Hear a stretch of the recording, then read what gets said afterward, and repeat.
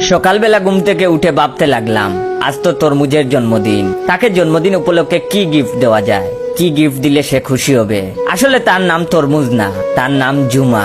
আমার গার্লফ্রেন্ড জুমা। সে একটু মুঠা, সরি মুঠা বললে ভুল হবে, একটু স্বাস্থ্যবান আর কি। তাই আমি আদর করে তরমুজ বলে ডাকি। মানুষ তো ভালোবাসার মানুষটাকে অনেক নামে ডাকে, জান, ময়না, সোনা, বাবুনি, অনেক নামেই ডাকে। কিন্তু আমি এসব নামে ডাকি না, আমি শুধু ওকে তরমুজ বলে ডাকি। কি গিফট দেওয়া যায় ভাবতে ভাবতে মার্কেটে চলে আসলাম। হঠাৎ মাথায় বুদ্ধি আসলো, আমি তাকে তরমুজ বলে ডাকি। তার জন্মদিনে তরমুজ গিফট করলে খারাপ হয় না। যেমনি বাবা তেমনি কাজ। আমি একটা ফলের দোকানে গেলাম, ভালো দেখে ছোট একটা তরমুজ নিয়ে দোকানদারকে জিজ্ঞেস করলাম এর দাম কত। দোকানদার বলে 100 টাকা। তখন আমি ভাবলাম এত কম দামের গিফট দিলে ভালো দেখায় না। তাই দোকানদারকে বললাম, ভাই ধরেন এই তরমুজটা এই বাজারে শেষ তরমুজ, তাহলে এর দাম কত? তখন লোকটা বলে 200 টাকা। আমি তখন আবার বললাম, ধরেন এটা বাংলাদেশের শেষ তরমুজ, এটা ছাড়া আর কোনো তরমুজ নাই, তাহলে এটার দাম কত? লোকটা তখন বলল 500 টাকা। আমি আবার বললাম, ধরেন এটা পৃথিবীর শেষ তরমুজ, এই তরমুজ ছাড়া পৃথিবীতে আর কোনো তরমুজ নাই, তাহলে এটার দাম কত? লোকটা তখন বলল 1000 টাকা। আমি তখন লোকটাকে 1000 টাকা দিয়ে তরমুজ নিয়ে চলে হাঁটা ধরলাম। লোকটা টাকা হাতে নিয়ে অবাক হয়ে তাকিয়েছিল আমার দিকে, কিছুই বুঝতে পারলো না এটা কি হলো। এরপর একটা ফুলের দোকান থেকে কিছু ফুল নিলাম, তারপর তরমুজ আর ফুলগুলো নিয়ে জুমার বাসার দিকে হাঁটা ধরলাম। 10 মিনিট পর জুমার বাসার সামনে এসে হাজির হলাম।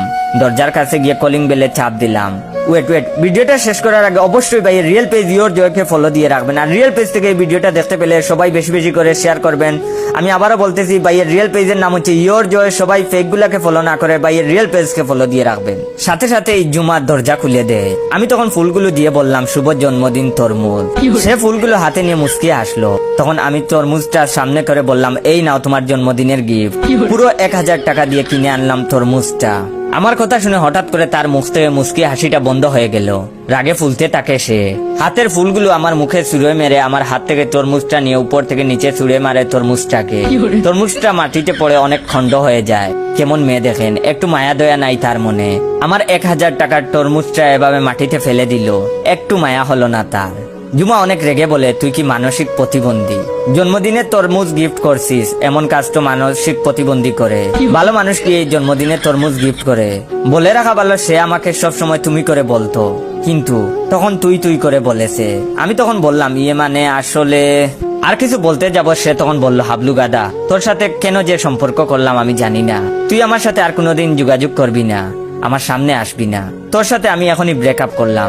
এই বলে আমার সামনে দরজা বন্ধ করে দেয়। আমি কিছু সময় দরজার সামনে চুপ হয়ে দাঁড়িয়ে থাকি, পরে বাসার দিকে রওনা দেই। দুপুরবেলা ঘরে শুয়ে শুয়ে ভাবছি, কি করলাম এটা, পাগলি